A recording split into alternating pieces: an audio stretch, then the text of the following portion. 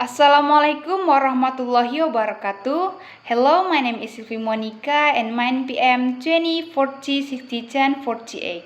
Here, I want to explain about morpheme. First of all, I will explain what morphology is. Morphology is the study of words. Morphology is a field of linguistics focused on the study of the forms and formation of words in a language.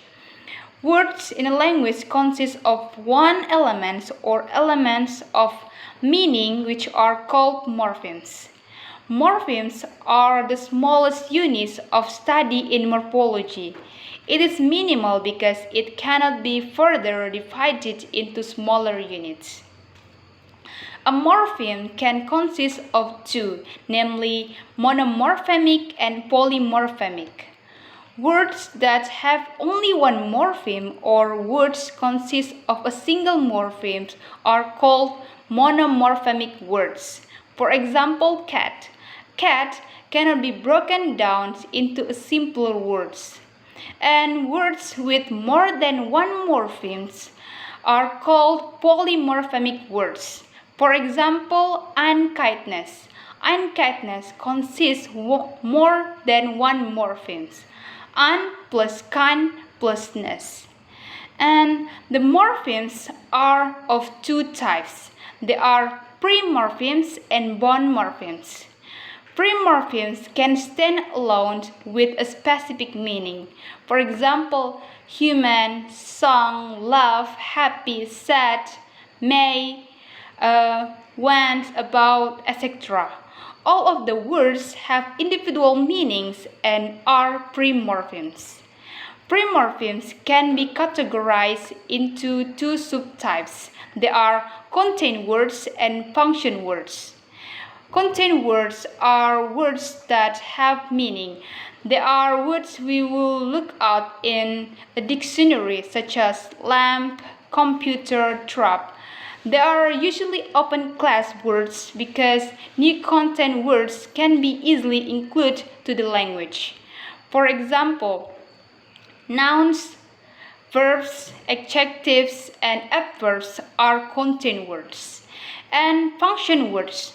Function words are words that exist to explain or create grammatical or structural relationship into which the content words may fit. Words like of, the, to, they have little meaning on their own. They are much fewer in number and generally do not change as English adds and omit content words. Therefore, we refer to function words as a closed class. Pronouns, prepositions, conjunctions, article, comparative, demonstrative, and qualifiers are some function parts of speech. And bond morphemes. Bond morphemes cannot stand alone with meaning. A morpheme that doesn't have any independent meaning and can be formed with the help of pre-morpheme is called a bond morpheme. For example, less, nas, pre, and meant. Bond morpheme can be categorized into two subclasses. They are bond roots and affixes. Bond roots are two bond morphemes that have lexical meaning when they are included in other bond morphemes to form the content words. For example, sieve, chain, perceive, deceive, retain, contain, etc. Affixes are two bond morphemes that naturally take a different type of words and used to change the meaning or function of those words. For example, meant in payment, enjoyment, entertainment, and in enchant, enlarge, as in laurels, in reading, sleeping, singing, etc. And an affix. An affix is a bond morpheme that occurs before or after a past. An affix that comes before a past is called prefix. Some examples of prefixes are anti, free, and this. And an affix that comes after a past is called a suffix. Some examples of suffix are ly, ism, and nes.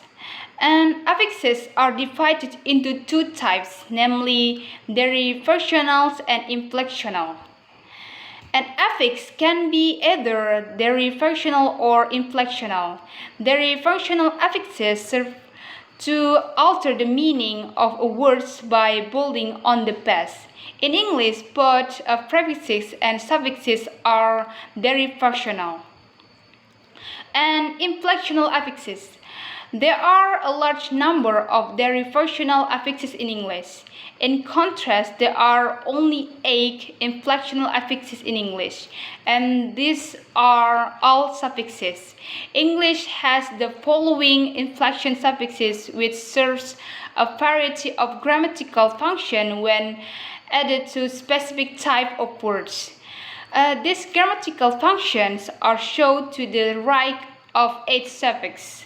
For example, as non-plural, as non-possessive, as verb present tense, third person singular, ing as first present participle or gerund, it as verb simple past tense, and as verb past simple present participle, as adjective comparative, as adjective superlative.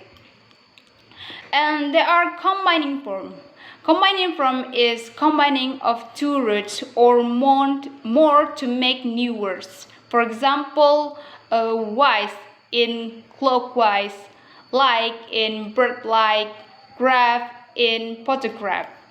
And allomorph.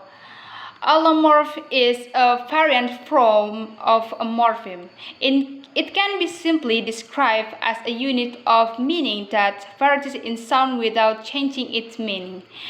Allomorph is an alternative pronunciation of a morpheme in a particular context. For instance, the plural morpheme in English generally writes as S has 3 allomorphs, such as S as in cat, Z as in dogs, is as in boxes. And the past form morphemes also have 3 allomorphs, such as D, T, ID. I think that's all from me. Thank you so much. Wassalamualaikum warahmatullahi wabarakatuh.